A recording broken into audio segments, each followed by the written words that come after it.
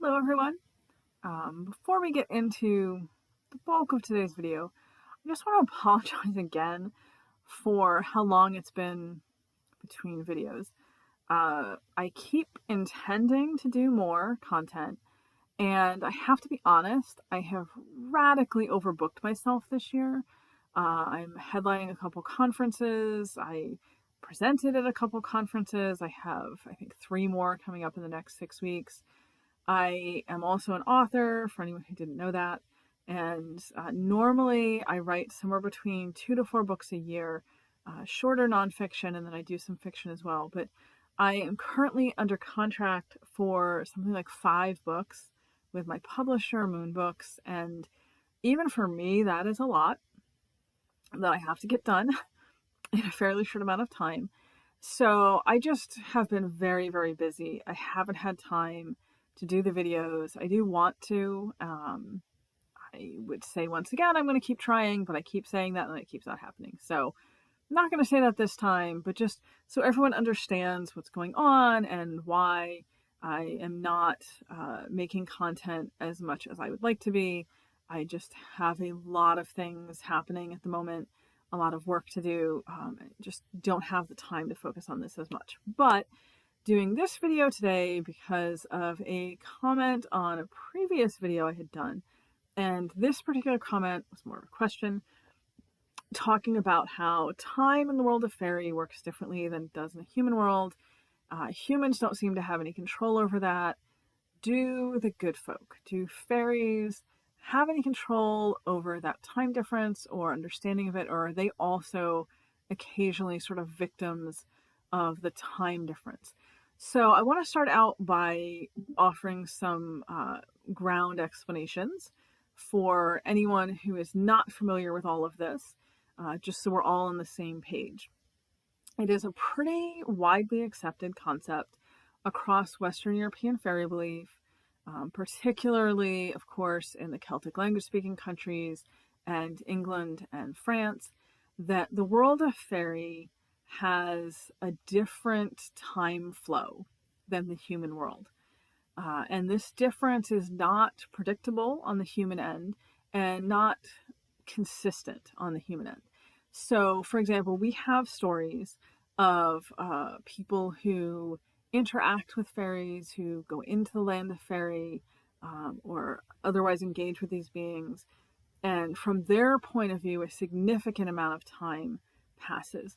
Catherine Briggs relates a story of a man who went out, I believe he was watching sheep on a hillside and encountered a woman of fairy, and she brought him back to her home in the world of fairy, and he lived there for several years.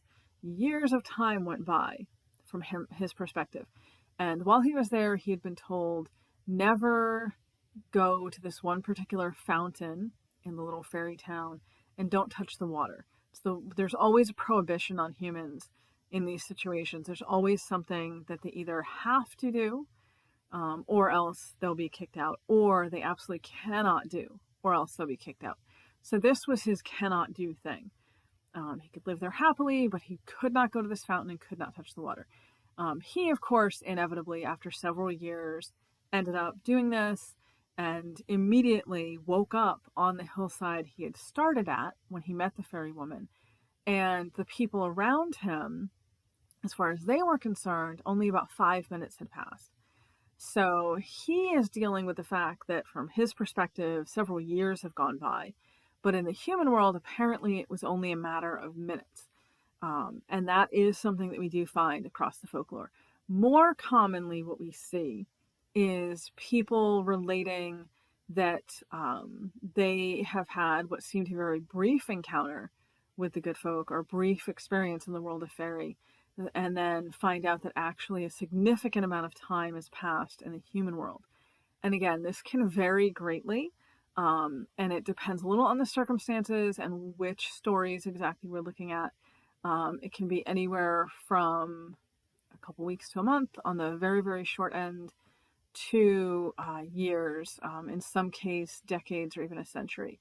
There's a particular Welsh tale of a boy who went out, encountered the good folk, joined them in a game, thought it had only been perhaps a few hours, eventually, left, explained he needed to go home, and then returned home to find in his house that he had, as far as he knew, left that morning, a bunch of strangers, people he didn't know. He was very upset by this, and eventually one of the people recognized him and explained that it had been something like 50 years since he had disappeared, that his family had all moved away or passed away. And he was so shocked by this that he then, and this is a common theme in the stories where it's a longer amount of time, he then crumbles into dust and dies. And that is something we see normally. The more significant amounts of time, the human can't then reintegrate into the human world. Probably the most famous example of that comes from Irish mythology, the story of Oisin and Niamh, where Niamh is this beautiful fairy woman. She has, or a woman of the Shea, I should say, has come from Tirnanog, the land of the ever young, and encounters Oisin, who is the son of Fimercul, who's a very famous Irish mythic figure. Oisin himself, his mother is a woman of the other world. I should probably add that context here. Not that it impacts the story too much, but just for everyone listening. He encounters Niamh. He's captivated by her great beauty. She explains that she has fallen in love with him because he is this epic hero, and she wants him to go back with her to Tirnanog. He agrees to do so, says goodbye to everyone. They cross the sea to the land of the ever young. This is where there's some variation because, of course, it's a popular story, so we have mythic versions, we have folklore versions, we have a lot of versions going on. But the one I like the best is the one I'm going to tell you. He is with her then for years. They have 2 children together. He is fairly happy. But eventually he starts to just miss Ireland. He misses the land, the people. He misses his family. He misses the Fianna, which is this warrior group he'd been part of. And he wants to go back to just see how everyone is doing. He wants to visit. And Niamh initially says no. And then he's very persistent with it. So finally she agrees that he can go for a visit. However, with the understanding that he needs to stay on the magical fairy horse that's going to take him across the ocean, and he cannot touch the ground. Unsurprisingly, then what happens, of course, is he goes. It has actually been 300 years since that he's been gone, not the few years that he thinks it's been. So no one recognizes him, no one knows him. He eventually runs into some people who are trying to move this stone, and he's really surprised because it seems to him like the people around him are all very weak. They should be able to do this easily. He's thinking how easily, the Fianna would have been able to do it. So he offers to help kind of out of pity for them. Leans over in the saddle to lift this boulder. Of course, then the girth, the strap that holds the saddle on, breaks. The saddle falls. He falls to earth. As soon as he touches the ground, those 300 years instantly come upon him, and he becomes a very, very old man. And I know you're wondering now, why doesn't he just turn to dust and die? Because it's been 300 years. Keep in mind, as I said, his mother was a woman of the other world, a woman of the Shea. So I think that might have something to do with it, I'm guessing. It's always how I've interpreted the story. Either way, he survives long enough to relate his story and his life to someone passing by in the myth. It's St. Patrick, naturally, because it's always St. Patrick in these stories, to tell the tales of Finn and the Fianna, and of course of his wife Niamh. So that's an example where 300 years go by, but they were in the other world for what's between 3 and 5 years, depending on the version of the story we're listening to. We see this very commonly in stories of fairy rings, where a human finds fairies dancing in a ring, doing a circle dance, and joins them, sometimes willingly. They want to join. Other times they sort of stumble into it, not being able to see the good folk until they step through the ring, and then they're pulled into the dance. Of course, in the darker versions of these stories, the person dances until they're exhausted and die. But in the slightly less dark, but still kind of dark, version of these stories, the person then dances for the night. They spend the night, joyously dancing with the good folk. They have a great time. And then at dawn in the morning, the dancers disperse.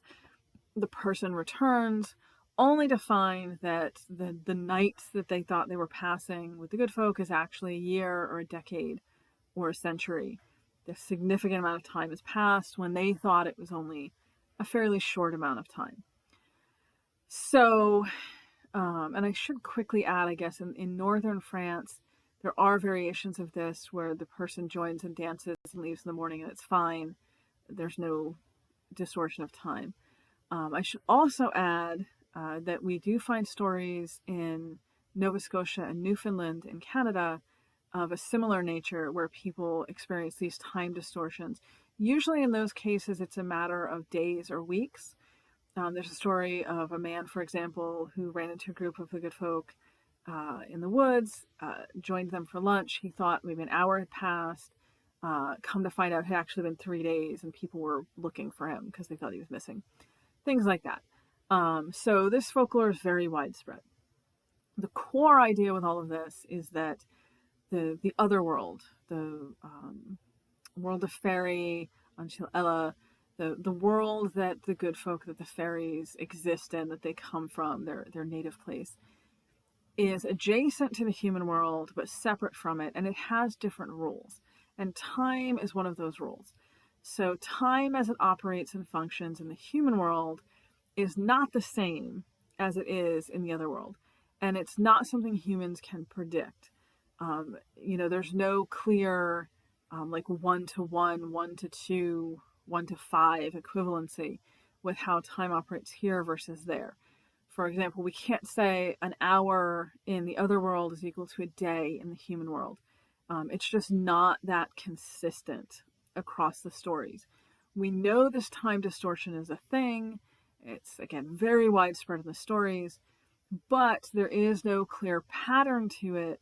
And as I said in the first example, there's even cases where a significant amount of time goes by in the other world for the human, but then they come back to the human world and actually a very short amount of time has happened in the human world. So very unpredictable from the human end of things. And there are stories where there is no noticeable or very minimal time distortions that happen. So it seems from our perspective very random. That all said and established, the question in the other video was, how does that work on the reverse? How does that work for the fairies? How does that work for the good folk? Do they also experience these time distortions? And it does not seem as if they do. It seems as if the good folk do see a predictable pattern with this or have an ability perhaps to control it. So Catherine Briggs touches on this in her book, Fairies in Tradition and Literature, where she talks about the connection that the good folk have to specific seasonal cycles in the human world, which is, again, a thing we have established across a range of folk belief. The idea that they're particularly connected to, say, Bealtaine, May 1st, or Samhain, November 1st. The idea that there are specific times of year in the human calendar when the good folk are more active or more likely to be doing specific things. Around Halloween, which is Samhain time. In Scotland, there's this idea that the good folk are most likely to be out in these fairy raids, these fairy processions or parades, where they're traveling from one place to another with all this pomp and circumstance. So they definitely have these close ties to seasonal cycles, in particular in the human world, specific dates in the human world, and this predictable pattern of activity. We see this in Irish material as well. This idea, for example, that the good folk are very tied to the harvest and to a particular harvest of so-called Lunasa. Lunasa occurs on the 1st of August, although it encompasses sort of a range of a couple weeks of time in the human world. But we have all of this Irish folklore, and this discussed in Moira McNeil's book, The Festival of Lunasa. We have all this folklore about the good folk fighting each other for the harvest. Different good folk of different provinces would be in competition or be rivals, and whoever won their area, their province would have a good harvest. Whoever lost, their area would have a bad harvest. There's an idea in some places in Ireland that storms that happen in early August are actually the good folk in the air fighting over the harvest. So this very strong connection to this very particular time of year. And because it's predictable and because they always seem to return, they can clearly understand and estimate those flows of time. And this is something, again, that Briggs addresses in her book, this idea that the good folk are in some way anchored in human time in a way that humans are not anchored in otherworldly time. So the good folk, the fairies, either have this ability to predict or understand how the time difference works, and therefore they can work with it.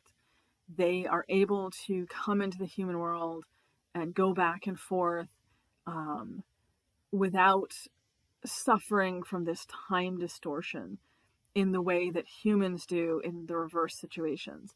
So, for example, Yeats, not an ideal source, but Yeats in Celtic Twilight relates the story of a woman who he spoke to whose mother had a friend among the good folk, and this friend would occasionally appear and offer the woman advice or forewarn her of dangers that were coming. And clearly in that situation, the mother's friend among the good folk was able to understand how the time flow worked between worlds. She did not disappear for huge lengths of time.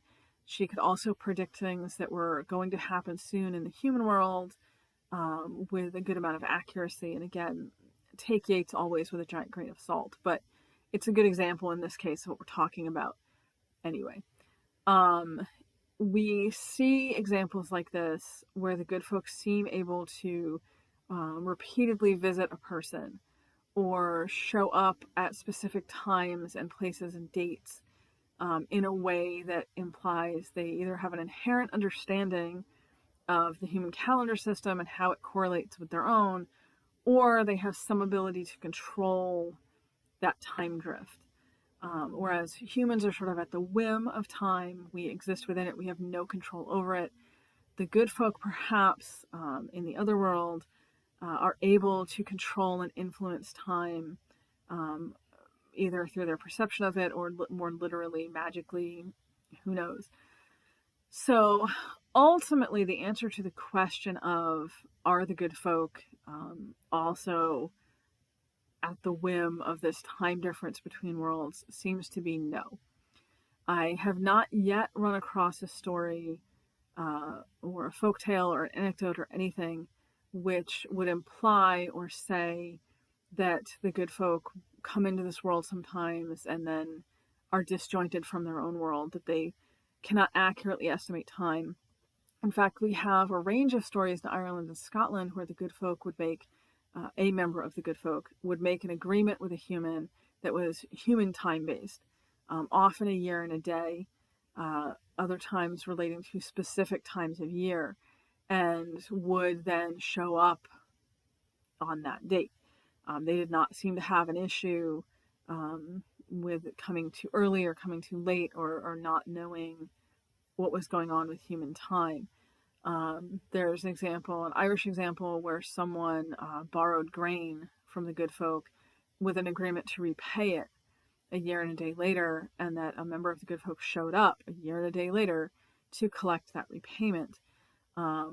We also see, for example, in the Extranera, which is an Irish myth, when the main character, it's hard to call him a protagonist, but the main character of the story, Nera, he goes into the other world and lives there for a period of time. He is given a woman as she is his wife.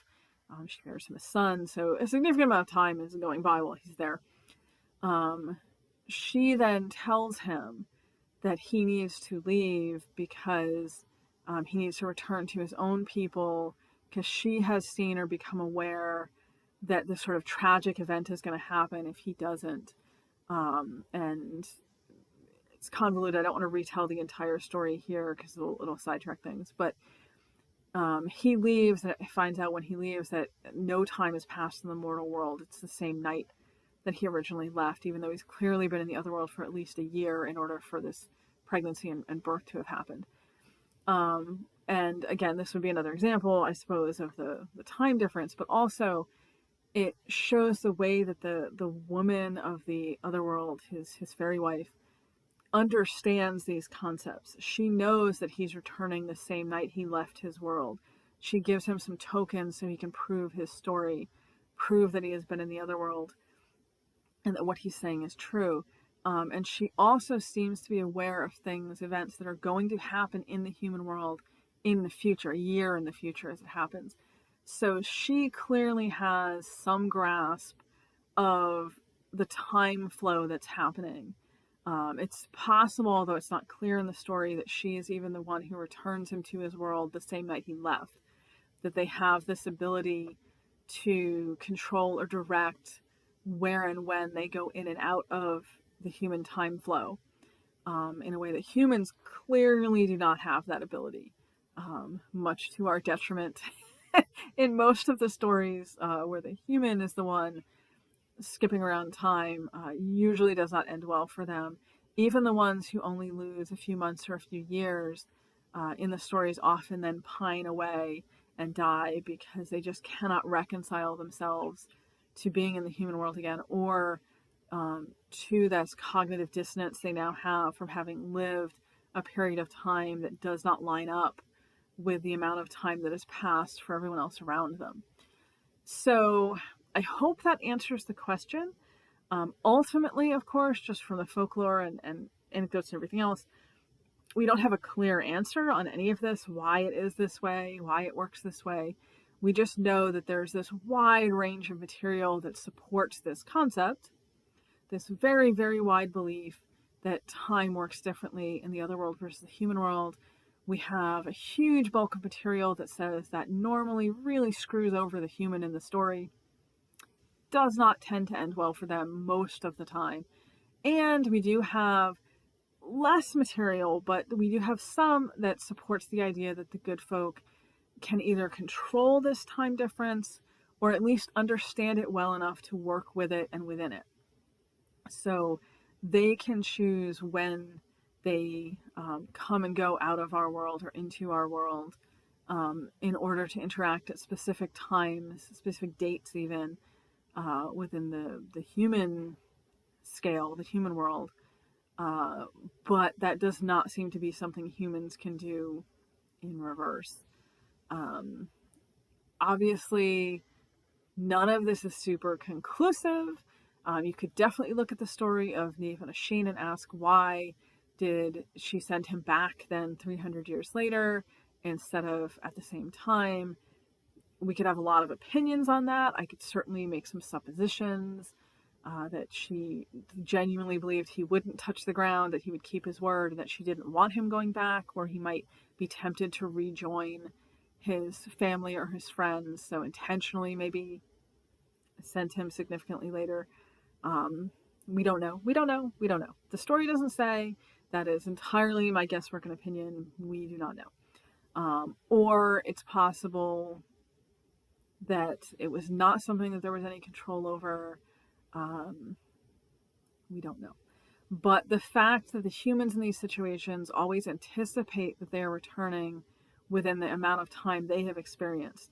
If they think it's been a night, they expect to return that following morning, and then are shocked to find out that all these years have passed, shows that it is not the human perception that is controlling or influencing these situations or in these stories, as opposed to the reverse, where we do have examples where the good folks seem pretty able to control when and where they are interacting with the human world, and also potentially when and where humans that are with them are being returned to the human world.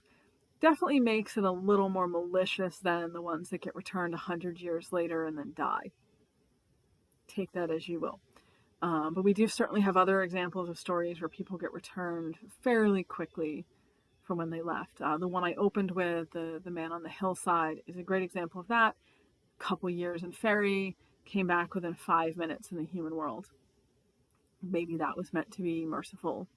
It's hard to say from the material. But I think I have covered everything you could possibly want to know about time differences with the other world and the human world, how that works on the human end of things, what we know about how it works on the fairy end of things.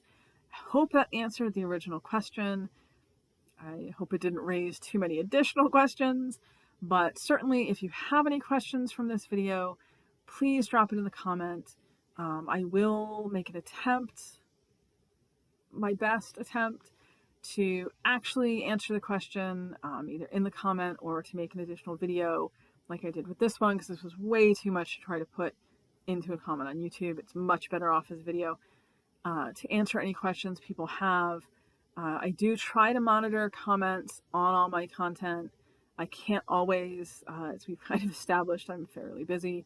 So I do sometimes miss things slip through the cracks, but as best I can when I see questions, I will try to answer them.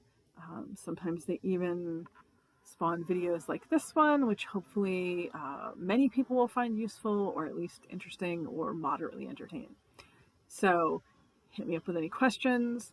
If you have specific topics you would like to see me discuss, also feel free to throw those in the comment and I will see if I can get to them. Otherwise, I hope you feel like you have learned a little bit more about the human world, the world of fairy, and the concept of time. And I will see everyone eventually.